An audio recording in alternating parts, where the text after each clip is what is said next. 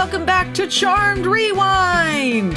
October edition! Ooh. Whoa, what a super spooky episode this was. This is probably one of their least spooky ones. Yeah.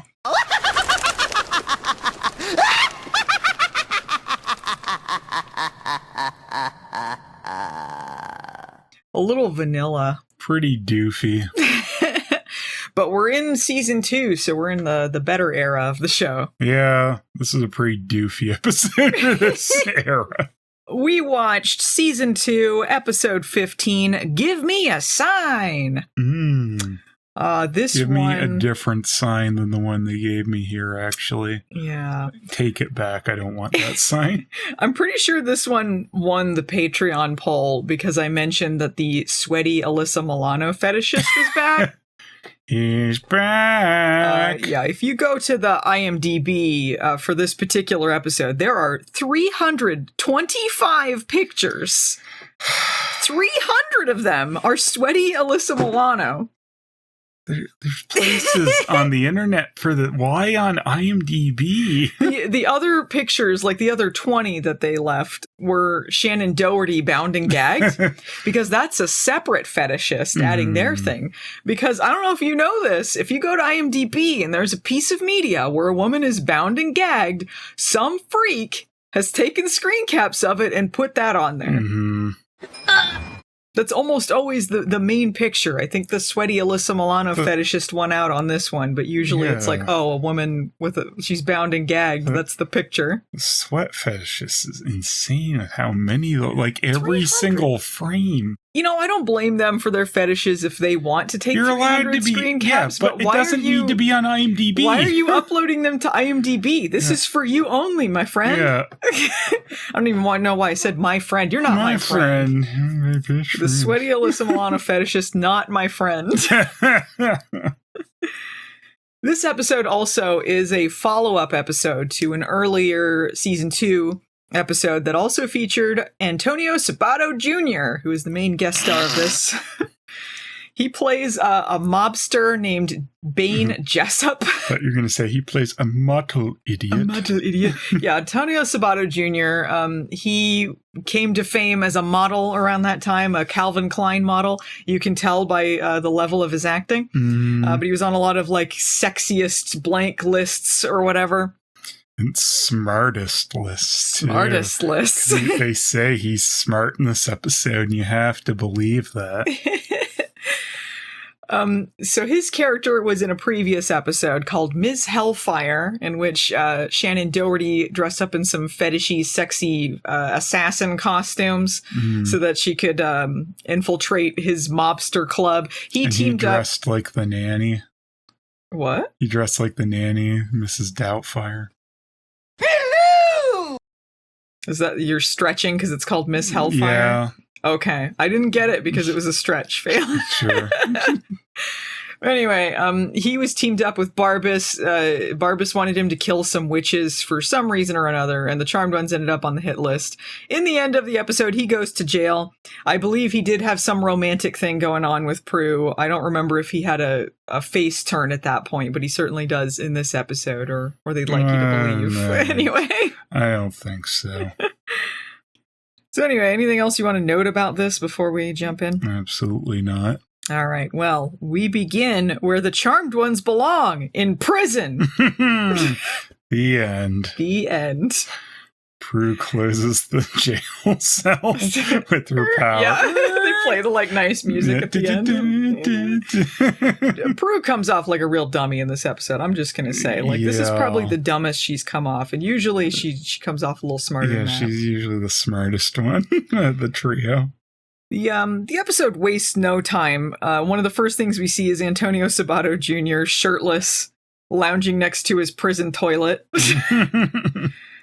He is met with 2 guards who, they suck. He's never seen them before. They're saying like, oh, we're going to go to this evidentiary hearing. And he's like, well, that's not supposed to be till next week. And he's like, no, they're like, well, it's early, so we're going to go. He finds this suspicious. Also, they've got 2 childlike, fuzzy little stars on their chest proclaiming they're part of the sheriff's department. Kind of looks like a fake costume. Like a little golden sticker peels off. Yeah. Oops. That looks like a lie. Anyway, they take him out, and he immediately suspects that they've been sent by Litvack. He's like, you're Litvack's men, aren't you? Apparently, he's supposed to know that this Litvack demon is trying to kill him. I don't know why. Because he's so smart. Because he's so smart. Yeah, apparently, they say he's smart because he knows this, but I mean, it has to be magic that he knows this, because apparently Litvack's one motivation for killing him is that he is a mortal who knows about demons, so he has to take him out. So why is he so intimately familiar with him before he went to prison, when he was teamed up with Barbas before, and it didn't seem like there was an issue there? Yeah. And why is he doing it now? Why did it wait so long? Yeah, well, this was 6 episodes between the last one, so I guess that's some maybe time. You could fudge a little. Yeah, it's a stretch. They could have killed him before this. Yeah, they worried he's going to spill anything. They should probably take him out right away. Yeah, I don't know, because there's plenty of other mortals that know about demons, and this is not an issue. I don't know why the Source is concerned with this, because the Source has sent Litvack out to do this. They say Litvack so many times. Just think wet vac. They don't know a vacuum cleaner's after them. It's not quite Margoyle stupid, but it is an awkward name, and they do say it approximately 1,000 times in this episode. Oh no, the vacuum, he's gonna suck. No, wet vac. Ligma balls is coming. Oh, he got clogged up. Litvack is an upper level demon who's working for the Source, and this is the first time that they mention upper level demons are a thing. This is the first time they establish there's a hierarchy of demons, I guess. They really made them intimidating with Wetvac here. Yeah, the first example. I will say, I think the actor was a little too good for this role. Like, he goes out like a little bitch, but he makes the most out of kind of a bad role. Yeah, I don't know why you wouldn't have introduced this guy and had him, show up more than once. Yeah, if you're going to introduce their upper level demons, maybe make him a little more difficult to take out than a normal level demon. It's such a stupid, prank they kill him with, too. Yeah, there's a lot of things that don't make sense. He is an idiot. We have purposely trained him wrong, as a joke. This is also the first time they mention the Source by name. I think there was one mention where they say he at some point, but this is the first time they say the Source. Beginning of the end for Charmed. So anyway, Antonio Sabato Jr., he's outside with these guys. He realizes something's up with Wetvax guys, so he breaks free. One of the demon guards attempts to hit him with their magic laser pointer, which is they talk about this a lot in the episode for something that it's kind of important in the end, but not really that important of a weapon. It's important what they use it for, but I feel like they act like this is the ultimate weapon, and it's just a little laser pointer thing. I mean, I guess it can fry someone almost instantly.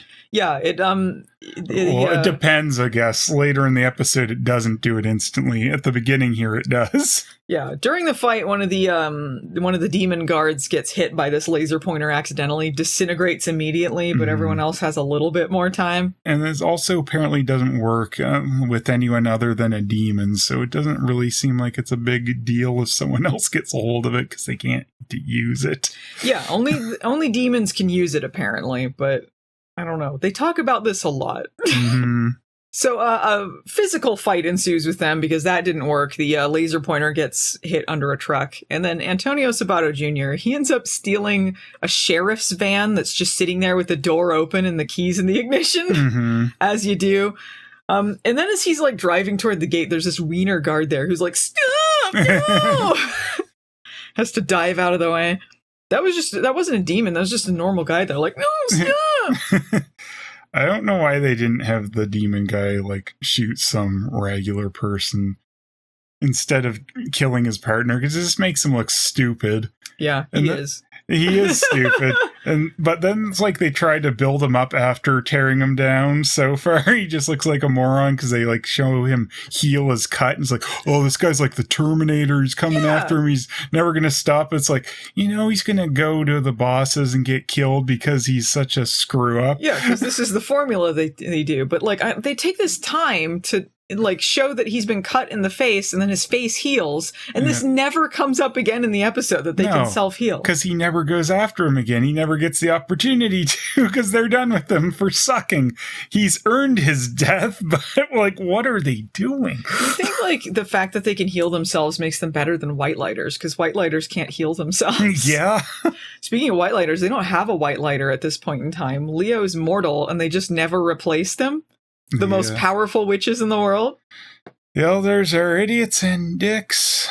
Stupid. Like, a white lighter could have fixed where Prue was. The issue with that real quick. But they could have fixed that by just scrying for her, but they don't. Yeah, everyone could have fixed this real quick. Yeah, there's a lot of things could have showed up again to tell them, because she shows up once and goes, I can only give you nothing that useful, bye. Yeah, she can astral project, but she only does it once to give them outdated information. Hey, you might have noticed I'm gone. That's because I'm not in the house. Oh, thanks, Prue. Bye. Oh my goodness. But first, we got to talk about sweaty Alyssa Milano. Alyssa, no, we don't. We're going to talk about sweaty Alyssa Milano fetishist dream come true, okay? Can we just hose her off and the fetishist? Yeah, take a fire hose. Yeah. So Phoebe and Piper, they're coming into the house. They've just had a sweaty jog. Both of them are sweaty, but the Alyssa Milano fetishist has not screen capped Holly Marie Combs. Only Alyssa Milano. Whoa. They catch up the audience on the storyline at the moment. Piper mentions that Leo's mortal again. She can't decide between him and neighbor Dan. Who are we going to be seeing in this episode? Not neighbor Dan. So who's she going to choose? Phoebe is annoyed at how much Piper has been talking about Leo and neighbor Dan. Only she may dominate every scene with talk of her love life.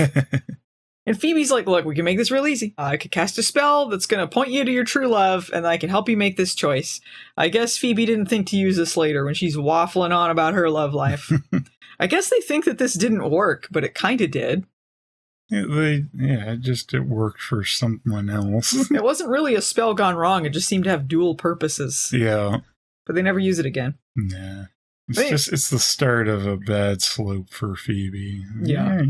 Spells. I can't care for years. Well, Piper points out, she's like, well, this seems like personal gain to do this. But the show never, ever, ever shows any consequences for personal gain. And Phoebe's like, no, don't worry about it.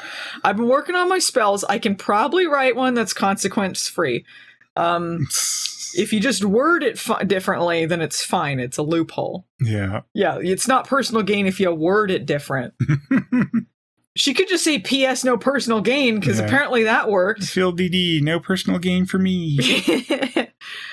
And Piper was like, well, okay, I don't want to use magic to solve my personal problems anyway. And then Phoebe's like, no, I have another loophole. I'll do it for you. You're not doing it. But this is just her personal preference. She's not even saying because of some magical consequence. She's just saying, I just don't want to do that. I'd rather solve my own problems. But Phoebe's like, nah, you can trick yourself into thinking you want this if I do it. When they're walking out there into their living room, they see Prue there. She has just received some camera equipment. Piper and Prue remind a confused Phoebe that, oh yeah, Prue always wanted to be a photographer. Don't you know that? She dreamt of winning a Pulitzer Prize for photography in college. Remember that? Yeah. And then, Piper says, oh yeah, the thing that you do at Buckland's, that was just to keep the lights on. You did that for us. It's not like you have to get, an advanced degree and, this, identifying and saying how much this art's worth and all this other stuff and knowing about history and the time period, whatever. It was just to keep the lights on. Yeah. She wanted to be a photographer. You don't have to now that we're dead over fist with P3. Also, Prue says something about, she's like, oh, I got all this equipment because most people are doing digital now, so I gotta have, all the good stuff. But then there's a bunch of film with it. It's not digital. What are you talking about, Prue? And Phoebe, she's like, I think this is a dicey profession, photography. I don't know if you're going to make a lot of money there, says the terminally unemployed future love advice columnist. Yeah. What's she getting on her ass for? What's the last job she had at this point in time? I don't think you're going to make a lot of money. She's making more than you. So I can sell my sweaty pictures to my fan. If this show was going when OnlyFans was around, she'd be doing pretty good. That would be totally her job. OnlyPheebs. Yeah. Can I call the podcast that OnlyPheebs? Phoebe's in her room doing her show again. Don't go in there. She's got her feet out. She turned the heat way up so she'd sweat. She would make a lucrative amount on OnlyFans. So they leave the room, and then Prue, she goes over to the mirror and takes a picture of herself, and then she says kind of wistfully, "Portrait of a dreamer." This is a running theme through the episode, calling herself a dreamer. It's kind of lame, though. Like, it's all a stretch just to get to this connection with Antonio Sabato Jr., but they keep saying it. Like, dreamer, dreamity, dreams. I don't know why she's so depressed at that point either. Like, not just because, like, Phoebe said, like, she's not going to make a lot of money. Like, who cares? Yeah. Why is that getting to her? Phoebe complains all the time anyway. So anyway, Phoebe has retreated to their absolutely enormous bathroom. I don't remember how many times they showed this particular bathroom. I know they've shown their bathroom before, but it was huge. Anyway, she's hiding in there so she can cast the spell for Piper against her wishes. Piper's like, "What are you doing in there? Better not be casting that spell."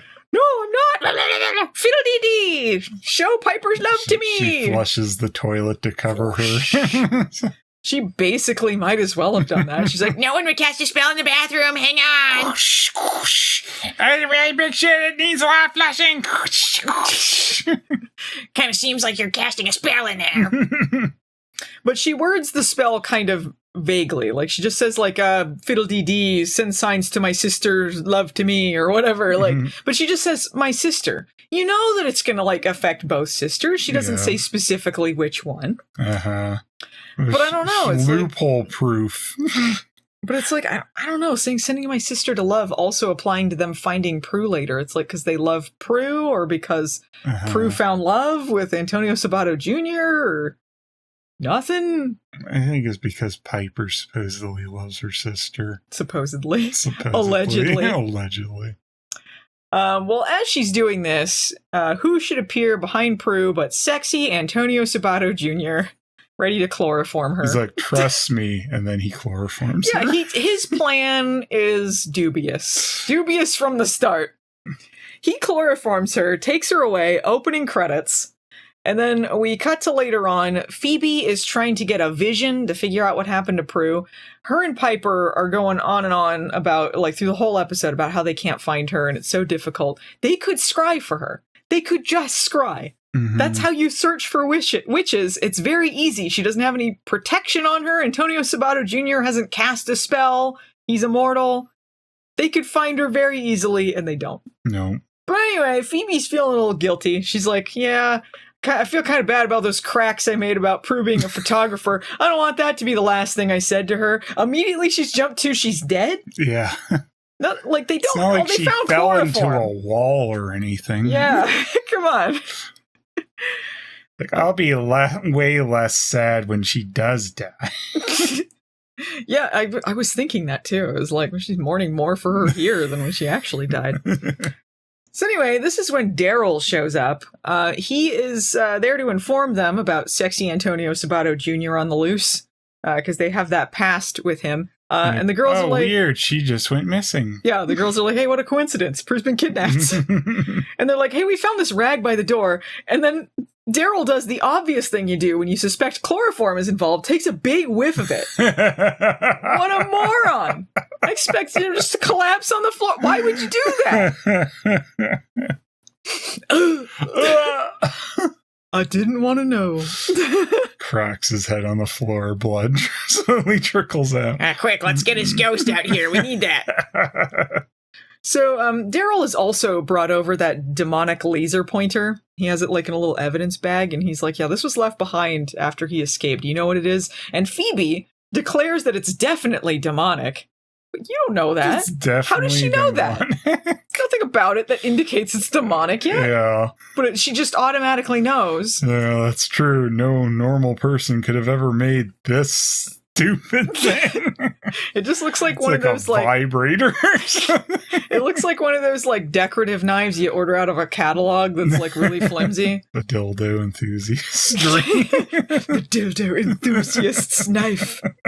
Sylvester Stallone has promoted it. Piper's like, hey, can we keep this? And Daryl's like, yeah, sure, keep the evidence. Yeah. He no says, one's like, ever gonna want to know where that went. yeah, well, he says some line like it's going to cover it, right? He's like, well, it's not like I can turn that into evidence anyway. And it's like, but you put it in an evidence bag. Yeah. Why'd you bother doing that if you weren't going to do anything with it? It was already evidence. It must have been logged.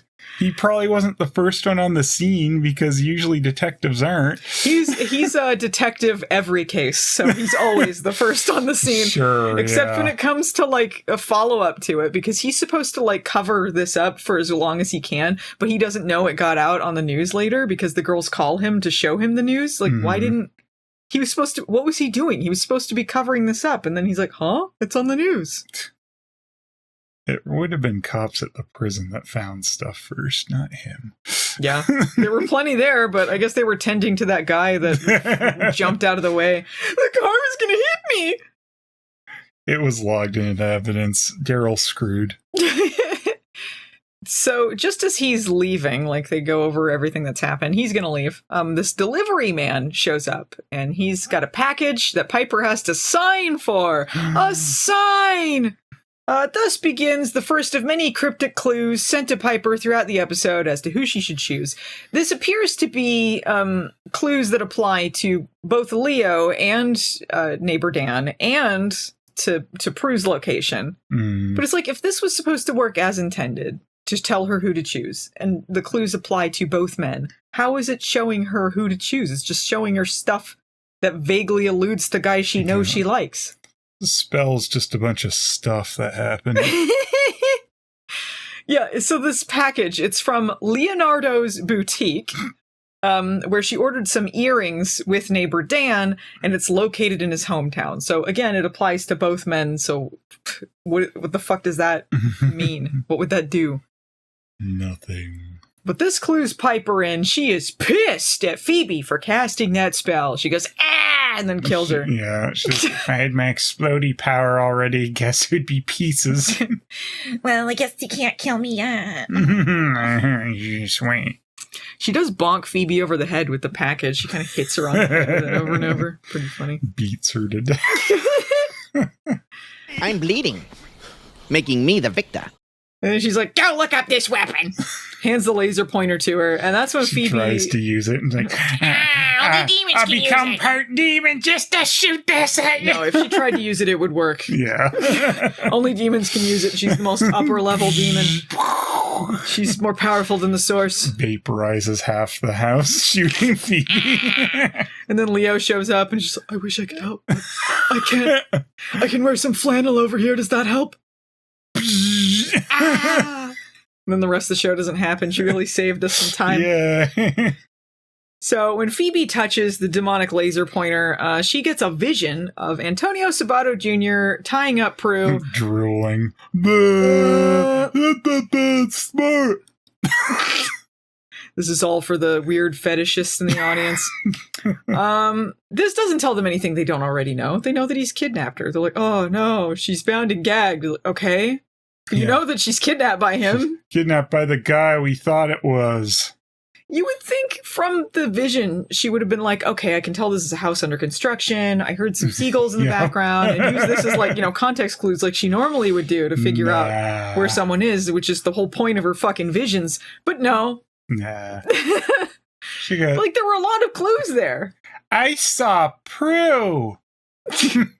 Thanks, idiot. That's basically all she says.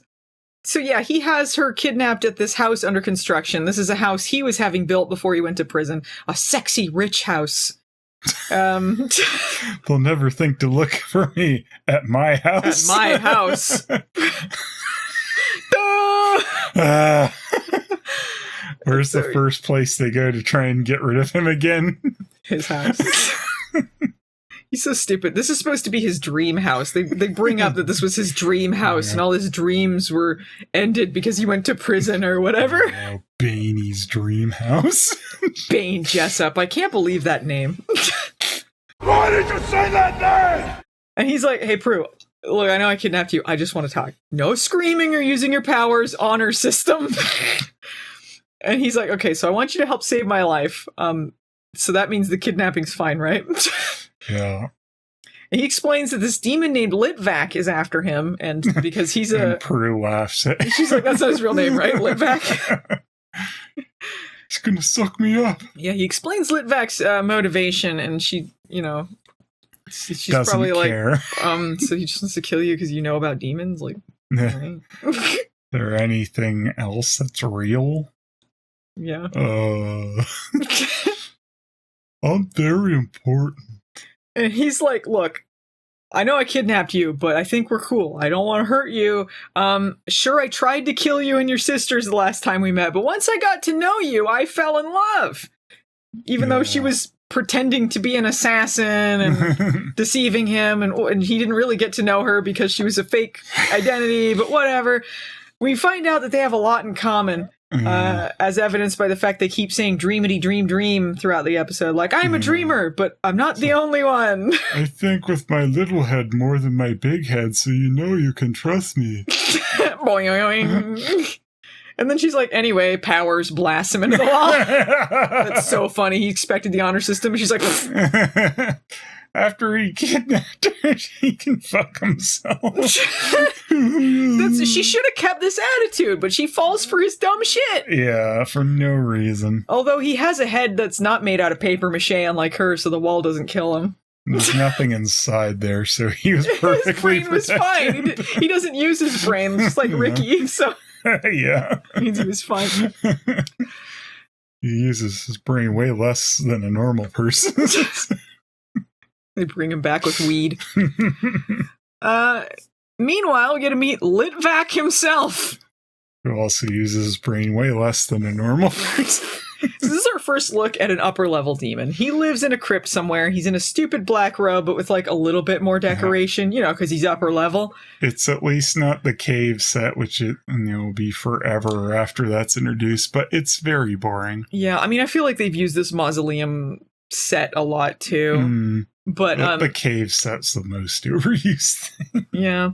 I feel like they were really struggling for like stage business for this guy to do, because he's just standing in a mausoleum. So like they could have put some set dressing in there so it looks like they do something. Yeah, well, he's playing with just some flame ball for no reason. Yeah. You see him. Like, what is this ball? What is he doing? I don't know. He's just sort of like, it's like he's got like a Rubik's Cube, but it's a flame game ball. Like, yeah, he's like really bored. Trying to get the ball in the hole of the center of this thing. Well, while he's doing that, there's this other lackey hanging out at the entrance of the crypt, and that's when the other guard one shows up, and they're sort of like arguing with each other. Like, the guy's like, "Oh, you fucked up! How could you fuck up? Oh, Litvack's gonna be so mad that you did that! You lost the weapon! Oh no!" And like, I don't know how long it's been since Antonio Sabato Jr. escaped, and this guard goes to tell him what happened, but it's been a little while because he had time to kidnap Prue and do all this other stuff.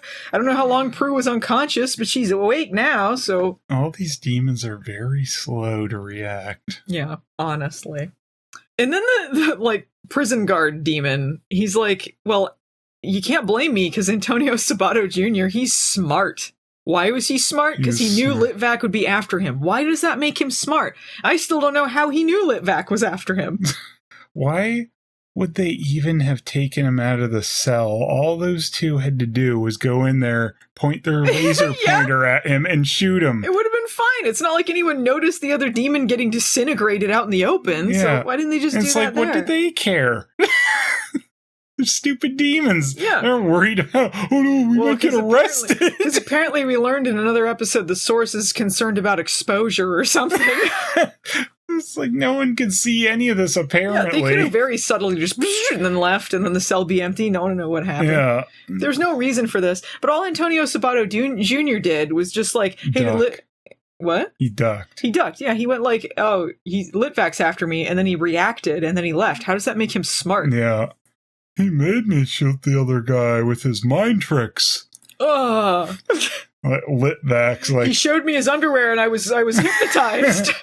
Like, Litvack goes, let me see. And then he uses his watch the episode powers on the stupid guard. I do want to say, before that happens, like, the whiny lackey is just like, what are we going to tell Litvack? And Litvack's like 5 feet away. Management guy. He's like 5 feet away. He hears them like, excuse me. Yeah. I heard you. So what are you going to do about this? This middle management demon is really funny because he's always ready for failure. Yeah, he does seem very concerned about failure, but it seems like Litvack kind of favors him. Yeah. Seems like he really doesn't want that. Yeah, he's like, please kill me. And he's like, no, I know that's what you want, so I won't. Like, he got promoted to this middle management job, like, completely against his wishes. Yeah, he's like suicidal. You're the only one who survived that last mission, so we're going to promote you. It's like, no, I mean, everyone else died. I should be punished, if anything. He just really wants to die, and they know that he does, so that's why they don't kill him. That's a worse punishment, and that's why they keep him around. Yeah. So anyway, Litvack, he can, like, psychically, telepathically, like, read people's minds or their essences or something vague or other. So, he's like, well, I'm going to see what happens by looking at the episode through your head. And if you want to find this mortal, you got to follow his dreams. He says, follow his dreams. This is so dumb. A dream is a wish your heart makes. I saw the script for this episode, so I know that that's a dumb theme. So let me say that for no reason. It has to be, like, common knowledge, then, that this remorseless gangster, this mobster that they established committed every crime ever made, he actually was building a dream house. And he had dreams of having a home of his own that he like in his heart. This was something that he was passionate about. Slide to his swimming pool and everything. He gets changed down the slide. He wanted to live like Batman. That was his dream. Yeah. I was thinking more Barbie, but yeah, Barbie Batman. Yeah, his Barbie dream house? Yeah. Oh, I see. I get the reference now. I just thought, like, I'm like, okay, maybe he wants to be like a superhero. I get it now.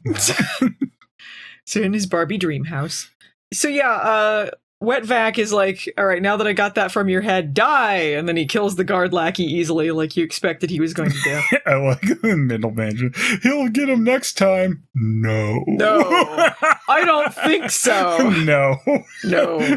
Hellraiser Revelation. No. Get the fuck out of here. The fuck out of here. No. So back at the manor, Piper is talking to Leo, and she said that she couldn't find this demon laser pointer in the Book of Shadows anywhere. 2 minutes later, her and Phoebe are looking at a whole page on it with a huge picture. How hard did she look the first time? She couldn't find it in the Book of Shadows anywhere. Grams, here's a giant picture. Yeah, is Graham still doing that, though? Because she's appeared at this point to them. Is she even invisibly doing that? Who does it now, then? Well, it turned because of the spell that Phoebe cast. It was just that wasn't supposed to be Grandma Ghost. That was the spell. All right, then, I don't know. But, like, it was a giant picture. If she looked through the whole Book of Shadows, she would have seen it. There were two pages worth, because when you flip the page, it shows all the demons that use it. So there was multiple pages on this weapon. Too many pages of Sears photos of ex-boyfriends of witches. I can't read this whole thing. This is actually more information than they have on most more important things. It's this stupid weapon that, again, they use at the end of the episode, but the weapon itself is not that important. They could have had other ways of destroying this guy. Yeah, it could have just been their powers. They use. Yeah, like, it could have been a power 3 situation. Well, I mean, like the demons, too, they usually just throw fireballs or something to do the similar thing. Like, why is it all about this dumb little zapper pointer thing? I don't know. So she's talking to Leo. He, despite being mortal, is still exposition Leo, like just going from memory. Like, he's like, oh, yeah, this is used by an upper-level demon. And they're like, upper-level demon? Yeah, this is what upper-level demons are. Meanwhile, Phoebe... They're really to be feared. No, just kidding. They're about as weenie as all of them. Yeah. I guess, like, once he's killed, no one else bothers to kill Antonio Sabato Jr. because, like, the source wanted him dead, so... We never see him again, so he died. Yeah, assume he died after the end of the episode. But anyway, Phoebe has gotten into some non-workout clothes and took the time to put her hair into this elaborate braided hairdo. Prue is kidnapped. She does these tiny little braids in this intricate pattern, and she's like, oh, no, hang on. She shows several times she doesn't care about Prue in this episode. So, Phoebe goes upstairs to check the Book of Shadows, that thing that Piper searched so thoroughly. And then Piper's pretty worried about Prue, unlike Phoebe. So Leo comforts her in her time of need. He says that he feels bad because he can't help them like he used to. They're trying a little bit to be like, okay, he's mortal now. He feels bad that he can't use his powers to protect them. Mm-hmm. But it is a little cardboardy and feels a little obligatory. They're like, we don't really have time for this, but we need to say a little. Even though, the major B plot of the episode is her choosing between Neighbor Dan and Leo. Mm-hmm. She barely has any scenes with Leo. Neighbor Dan's nowhere to be seen. And, I love, too, he goes out and it's all dramatic, and then they have, this dramatic shot of him outside, tenderly placing his hand on the door. Feels very Hallmark. Trying to heal the door. I can't heal the door anymore. I mean, I could never heal a door. I gotta never do that. I gotta go get a giant Hershey's Kiss for Piper. Oh no, I ate it. I can heal it back though. Oh no, I don't have powers. I forgot. I gotta use my handyman powers. So back with Prue, Antonio Sabato Jr. says that, well, you're in danger as long as you're with me. So maybe you should cooperate. What a dreamer. He's basically saying, well, I put you in danger now, so you gotta help me. Yeah. That means you should trust me. Yeah, he reveals that his plan, apparently, is to kidnap her and hope that her sisters show up to rescue her and then kill Litvack in the process. So his whole plan was to put her in danger and her sisters in danger to kill the demon for him, even though he says that he loves her and he didn't want to hurt her. If he wanted her to trust him, why didn't he just go to them and go, hey, yeah, he could have done that. If they're trying to play it both ways in this episode. It doesn't really ring true. No. Stupid ass Sabino. So Prue's like, well, I'm just going to astral project out of here. Tell my sisters not to come. It's a trap. What's his big trap? His trap was to have them show up and then Litvack show up and then they'll have to kill Litvack, I guess. But you'd have to time it, too. Uh-huh. Instead of them just showing up and blasting it back and then leaving. They don't know when they're going to show up. Yeah. Might I don't know take why them a month, too, with the speed these demons work at. Yeah, he should have left clues for all of them.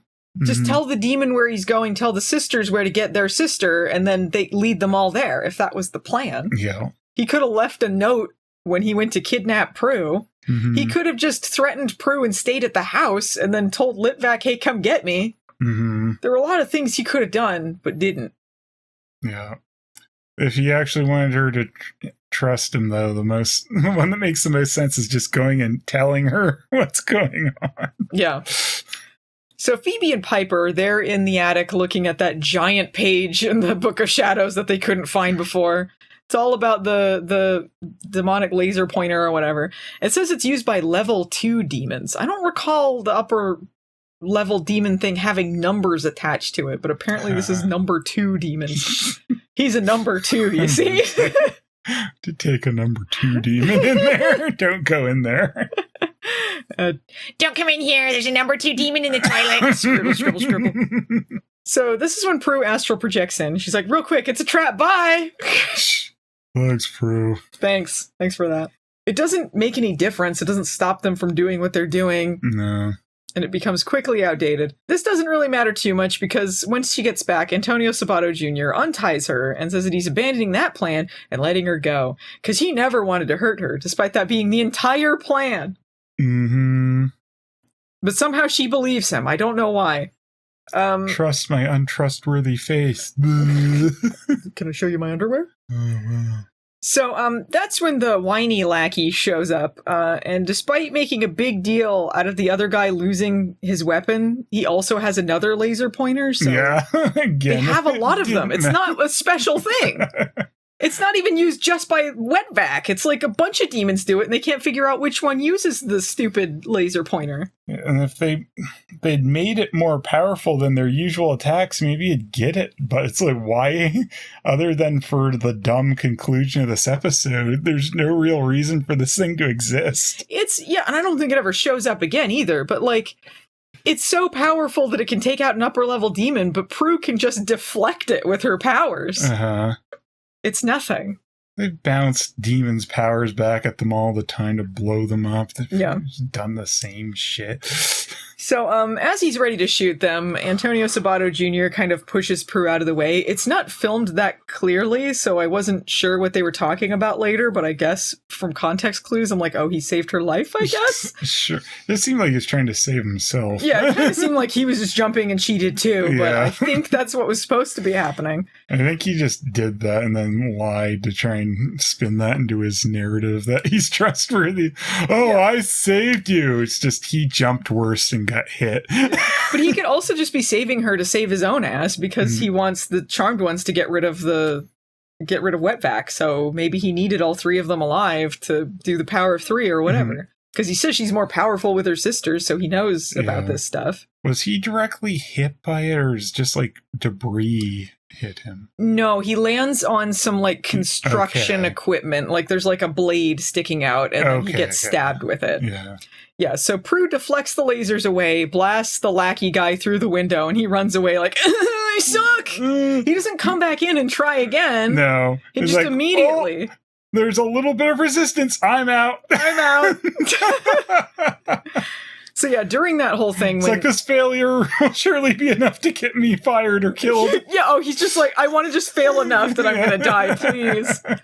He even goes like, Oblivion, huh? You're going to give me Oblivion? No, he just wants Oblivion. It's so funny when he goes back and like stupid Wetback's all like, oh, well, you failed. And he's like, yeah, but, I should be obliterated, right? Please obliterate me. Please. Like, no. There was a witch involved, unlike that other guy. He just failed to a human. He's like, yeah, but I mean, it's still a pretty big failure. You should probably kill me. Like, no. She's a really powerful witch. Like, it's really no excuse, though. You should probably kill me. Do it. He says Oblivion. Like, is that what's supposed to happen when upper level demons kill their lackeys? They just don't exist anymore? He's like Callisto on Xena. Like, I don't want heaven. I don't want hell. I just want to be gone. This is no life being on Charmed. Stop! He's already dead. So yeah, when Antonio Sabato Jr. Knocked both of them over, he landed on some construction equipment. He got stabbed in his side, and he's like, I told you I never wanted to hurt you, even though, again, this was his plan. So I guess these two dreamers can really make things work out after all. Prue's on his side now. Back at the manor, news of sexy Antonio Sabato Jr. on the loose is all over the place. Like, everyone knows about it. It's on the TV. They have to call Daryl to inform him of this. Again, he was supposed to be keeping this on the down low so that they could get to Prue without, news and exposure and all that. But he wasn't on top of it. I don't know what he was doing. Nah, nothing. There were reporters at the prison, so what was he doing? So he's like, hey, did you figure out what that laser pointer is? And then Piper says they're still looking. They found an entire page saying exactly what it is and who uses it. Why are they so focused on this weapon in this episode? They're so useless. So anyway, that's the end of that scene. Sexy wound cleaning. Isn't that where, like, he's kind of like gets a headache, and then Phoebe flippantly is like, you want aspirin? Like, yes, she makes a joke. Really worried about Prue, isn't she? She's really worried about Prue. He's like, I want to get Prue back. It's like, why is he the one more concerned in this scene? I do feel like this is at a point in the show where their jokes are balanced a little more by the fact that they are attempting to do stuff. Like, they aren't just like saying, I gotta focus on my own normal life. Though, is such an idiot. She's kind of dumb, but I feel like I could forgive it if the show continued on this trajectory. It's not the dumbest Phoebe's been. No, it just seems like she doesn't care about Prue.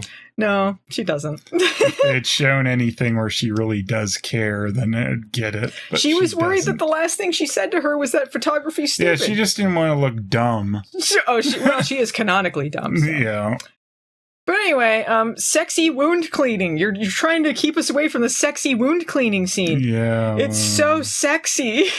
Do you like nice girls or naughty girls? Huh? She goes, I need to do is stick my finger in there and twist it around.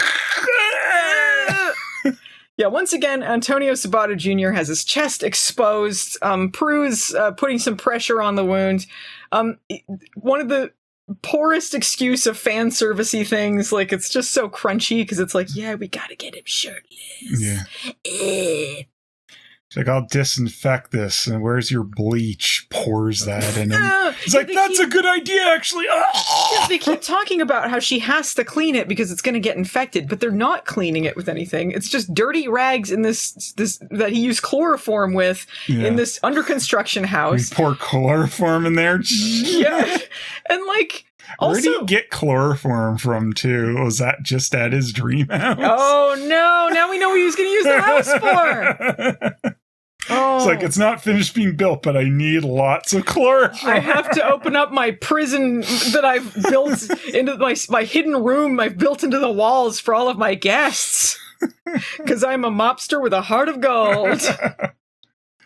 They even, like, when they go to the house later, he says, like, oh, do you have anything I can, like, disinfect this with? So it's like, they're not what is she doing?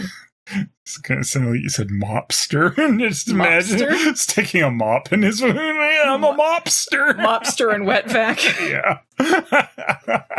What a team. What a team. Yeah, so they're still trying to make us believe that Antonio Sabato Jr. is like kind of like on the good side. He's like, all right, Prue, you forget about me. Get out of here. But like Litvack now knows she's involved and everyone she loves is in danger. So it's like it doesn't really fucking matter at this point if she leaves. You've already got her in this fucking mess. Yeah. Like, he's so stupid. Why now? Oh, I never expected them to come and attack, even though that's my whole plan. Like, yeah, he's so stupid. They did the plan, and then he's like, oh no, this was a bad plan, go. And it's like, well, now I'm part of it, but for some reason, Prue suddenly cares about him, and I don't know why. He saved her. Pretend, anyway. Apparently, they wrote this character back in after his first episode, because they liked the chemistry between Antonio Sabato Jr. and Shannen Doherty. And it's like, okay, just admit that it's because it's a sexy underwear model and you want to put him back in the show. It's not that he was a good character. I do feel like the Miss Hellfire episode was better in establishing, you know, kind of a like, will they, won't they, one's on the bad side, one's on the good side kind of thing. Mm-hmm. Here it's kind of like, I don't buy it though. Everyone's dumb. Yeah, everyone's kind of dumb.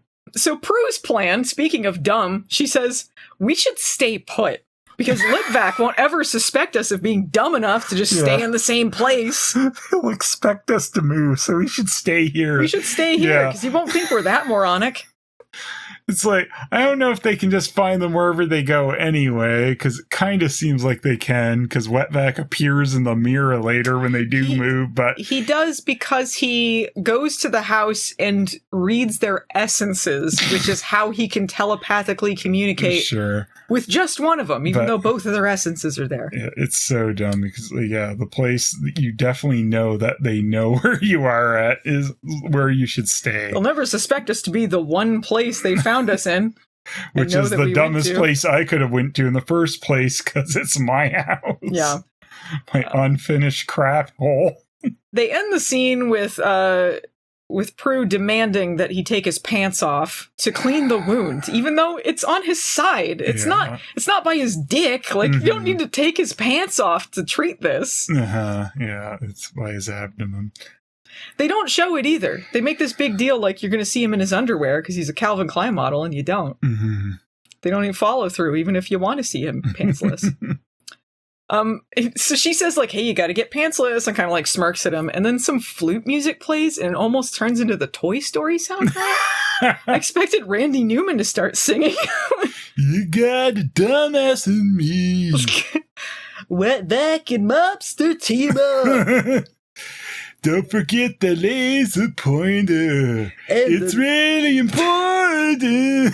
And the number 2 demon in the toilet. I could be wrong now, but I don't think so. It's charmed out there. Just turn into Monk. Anyway, so at the manor, Piper and Phoebe are looking over Antonio Sabato Jr.'s criminal files that Daryl just took out and gave to them. It's fine.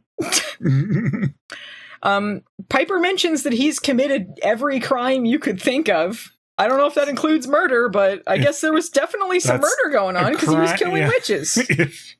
It's every crime you can think of. That's one of the first ones you'd think of. So Yeah. But I'm pretty sure, I don't remember how it all played out in his first episode, but he was definitely, he wanted to kill a bunch of witches for Barbas. I feel like some witches probably died in the lead up, so. Well, he must be a really good guy then. Piper and Phoebe start putting together these clues that they're getting about Leo and Dan, and neighbor Dan, sorry, actually seem to be applying to Prue because something or other, like they had a page about mariners, and then there's a Mariner Street or some area, and then like basically it's all leading to where the house is. But some of these clues do not have to do with Antonio Sabato Jr. It just has to do with like Leo or neighbor Dan. So I don't know. But they start piecing things together. Real detectives.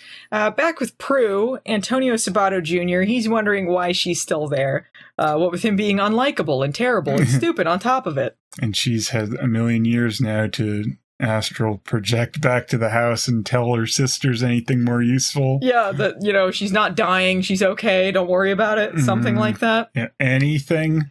Yeah, but oh well. She has to give this big speech about how she believes in him for some reason that I can't fathom. I love you and your murdering ways. I believe in you.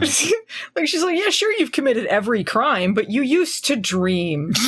That means something, because he used to want to build a rich fuck's house. Yeah, He's a dreamer. wow.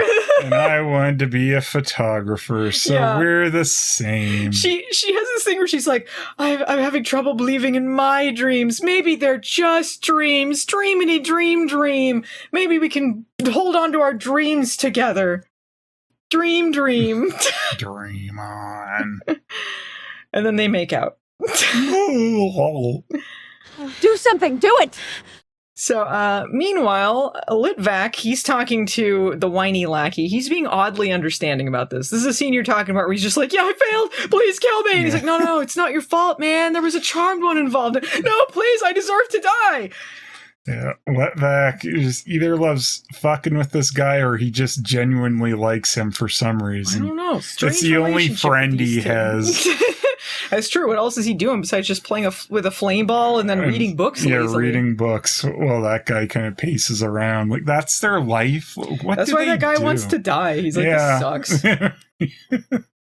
Like, what do we do for fun as demons? You're living it. Flips the page with his powers. Like, this sucks. Get me out of here. Oblivion. Can I at least read the book with you? No. Only I may read the book. Only I may read the book. And he's like, okay, well, take me to his dream house. Take me to Barbie's Malibu dream house. He expects that their essences will be there. He doesn't expect that they'll actually still be there. And they could have easily still been there, because they are currently there. They just happen to leave when the sisters show up just before he goes there. But otherwise, they would have been just sitting there when he's like, I gotta go read their essences. Oh, whoa, what the fuck? You're still here? You can vacuum up essences. He's like, yes, herbal essences. Now we're stretching. All right. Meanwhile, those two dummies, guess where they are? Still in the dream house. They've just had sex. Naked woman! Stupid. They're stretching. They're stretching it. Stretching credulity here. Oh, unbelievable. Just such a great guy. Can't resist. Yeah. We follow a trail of their clothes on the ground to Antonio Sabato Jr. sleeping naked under a sheet on the floor, which I'm sure felt great after being stabbed. He's probably sleeping on another nail that's stabbing him. This is an untreated wound. They maybe have a bandage on it or a rag. I don't think they even have bandages. They just dabbed it with a rag, and they're like, that's fine. Let's have sex now. They should have done the pan over, to the we just had sex scene, but Prue leans over. It's like, that was great last night, wasn't it? And he's dead. Blood out. Oops. Yeah. Meanwhile, Prue, she's standing nearby, kind of wistfully looking outside. She's wearing her undershirt and I think his boxers. Oh, is that? I think it was supposed to be his boxers. She's not wearing her underwear because she finds her panties later, which apparently she had trouble finding, even though they're just sitting out there. Yeah. There's not that much in there. It's an unfurnished house. Mm-hmm. About as much to do as they do in Demon House. Yep. So Prue is like, all right, I'll help you with this as long as you turn yourself back in. And then Antonio Sabato Jr., he's like, well, what if I didn't because I suck? What if we both run away together because I love you? Never pay for my crimes. What if I never pay for my crimes? And then she somehow thinks this is charming. Like, she's like, that sounds like something a dreamer would say. He's trying to use you to get out of prison. It's not a dreamer thing. Yeah. Like, are we supposed to believe that she's seriously considering, like, throwing everything in her life away to, like, run away with him? Mm-hmm. Is that what's supposed to be going on here? Apparently. Shut up. So he freezes because Piper and Phoebe have shown up, and they are shocked at this turn of events. They're kind of annoyed because they're like, hey, we've been worried about you, trying to rescue you. You didn't, like, tell us what was going on. You were like, hey, stay away. It's a trap. And actually, you're just having this lame romance here. So anyway, they're like, well, we think that he's in league with Litvack. For some reason, they think that, and I don't know why, because this hasn't been brought up before until now. But then Prue's like, well, one of his guys tried to kill us, so probably not.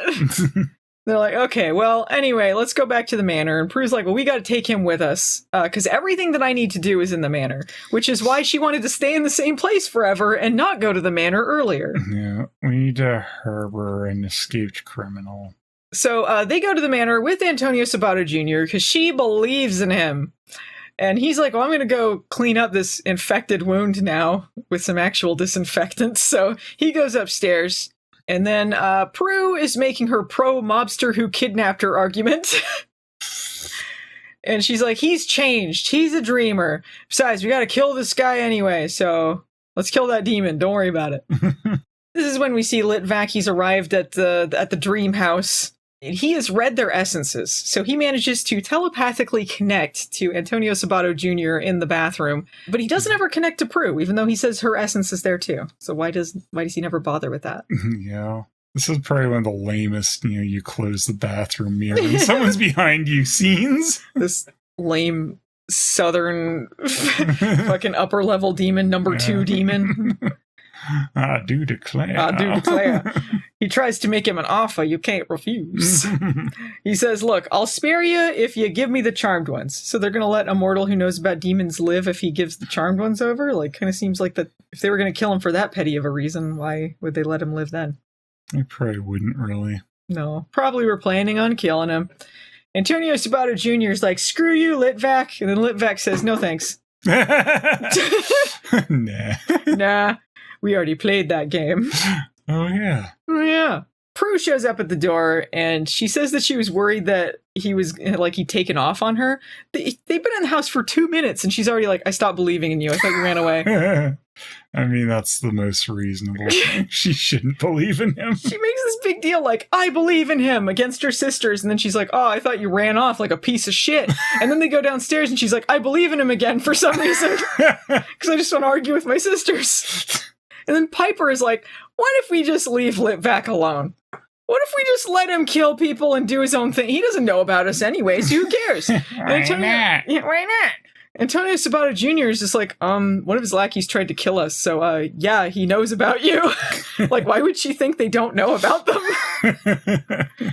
So like, all right, I guess we'll just kill this stupid demon. They head to the cemetery with a flimsy plan. They're going to freeze Litvack and use his body to activate the laser pointer weapon that they have, because only demons can use it. So that's the plan.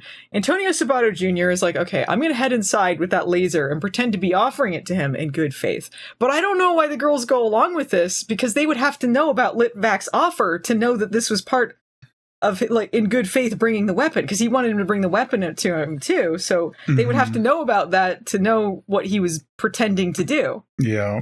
Otherwise, it's like, well, why wouldn't he just kill you? What do you mean? Yeah. Offer him his weapon? Did he say he wanted that?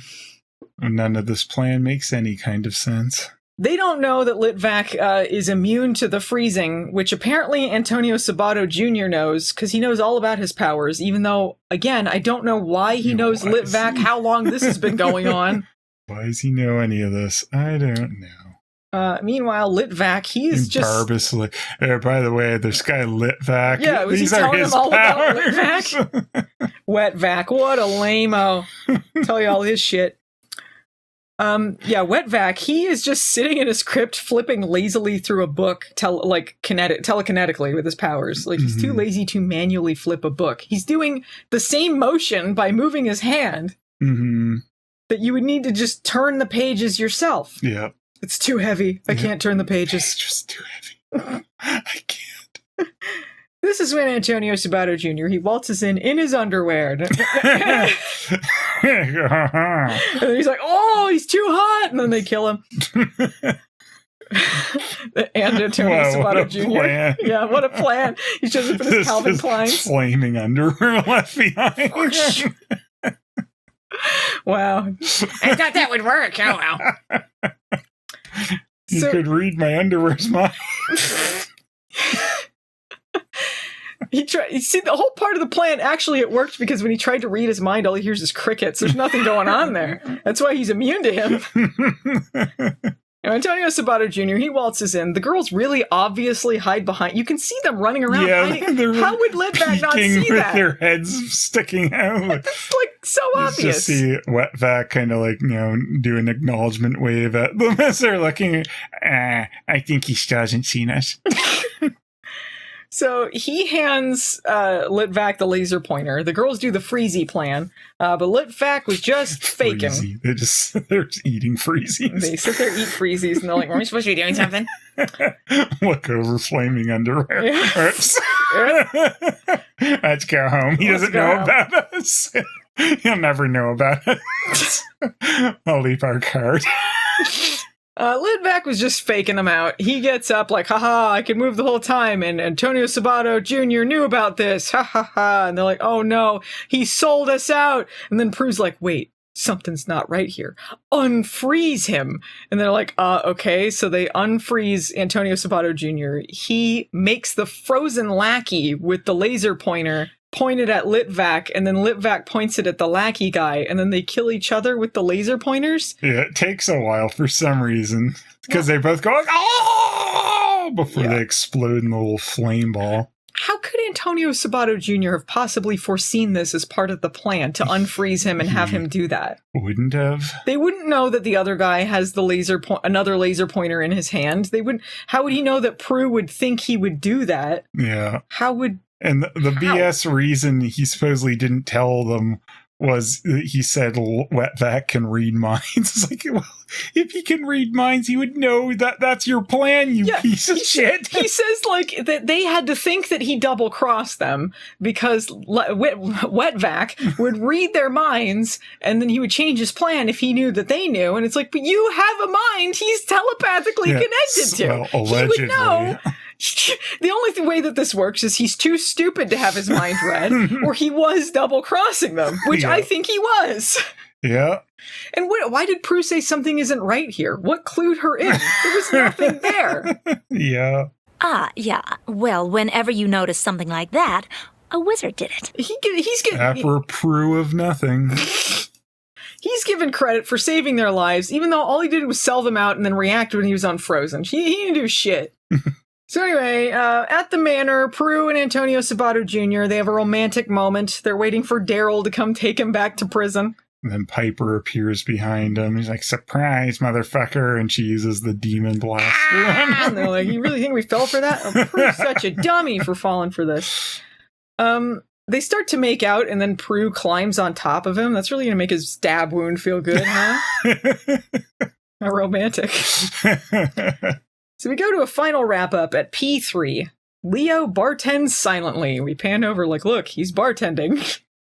And Piper's like, there's my bronze medal or whatever he is. Piper and Phoebe have dressed up like flappers or something. Weird club outfits. Yeah. They've got really glammed up for this, considering Prue was waiting with a murderer mobster back at home. And then, like, they're like, hey, I wonder who that source is. And then Piper goes, I don't want to know. So we're not looking at that. I want to know. I don't want to know. And then Prue shows up. She is also in a full glam outfit. So I guess she waited for her mobster boyfriend to get taken away and then got ready for the club. Like, excuse me? And she's like, I'm fine now, whatever. Like, she's not sad at all about like, I changed his life, I'm fine. I'm never going to see that tool again. Yeah, we can just assume the source murdered him in prison, so... The other two explain the whole thing with the spell that Phoebe casts, and then Piper says that she never needed a sign to tell her where her heart lies. She loves the one who was actually in the episode.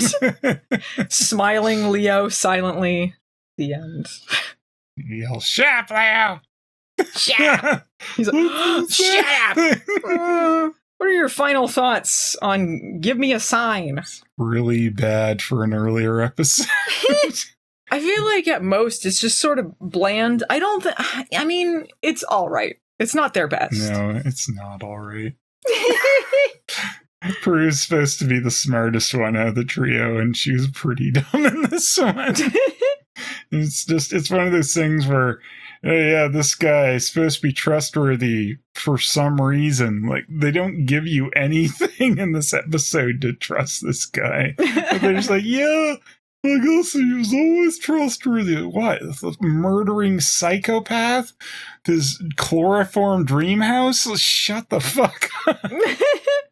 Well, yeah, I didn't buy any of the romance stuff. It is a little bit of lame, like, stunt casting, basically. But I guess if you're into that, I don't know. Is it sexy? I feel like it's a little bland, to be honest. And I don't buy that he changed sides. I just feel like he double-crossed them and then died in prison. Nothing was accomplished. Yeah, they wrote this really poorly if this was supposed to be some kind of redemption arc for this idiot. Yeah, I don't know. Like, let's have him kidnap her. That's the start of his redemption. All right, well, Phelan, do you have a Margoyle or a Carman? So hard. So many Margoyles to choose from. Yeah, it's really close. Prue gets a special mention because I'm real close to giving it to her, but I'm going to give it to dumbass Sabato Jr. He sucks. I don't know why his plan worked. It should have got him killed. It's like Litvack could have been up there too because he's so stupid. Everyone's stupid. Do you have a Carman? Does anyone deserve a Carman in this? You don't have to award one if you don't want one. Yeah, I don't know if anyone gets a Carman. No one gets a car. No heroes here. No, I don't think there's anyone who did anything enough to get a Carman. No Carman. All right. Well, my Margoyle. It is tough because there's a lot of dummies in this one. I guess I got to give it to Antonio Sabato Jr. though, because it just feels like even if he had turned to the good side, his plan went exactly as he wanted it to and put them in danger. He seemed to not really be clear on what he was doing. He did, and look, Prue, I don't know. No, I'm going to say Prue. Yeah. I'm going to say Prue because she was stupid to fall for it, and also for her stupid, like, let's stay in the same place plan. Yeah. They'll never really suspect dumb. us to be stupid.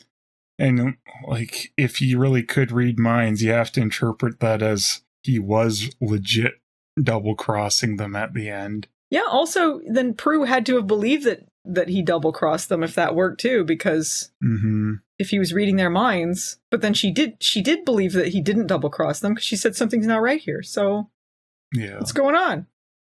It's a whole mess of stupid. And we know that he could read her mind because he looked at her essence or whatever. However that works. I don't know. Carman, I'm gonna...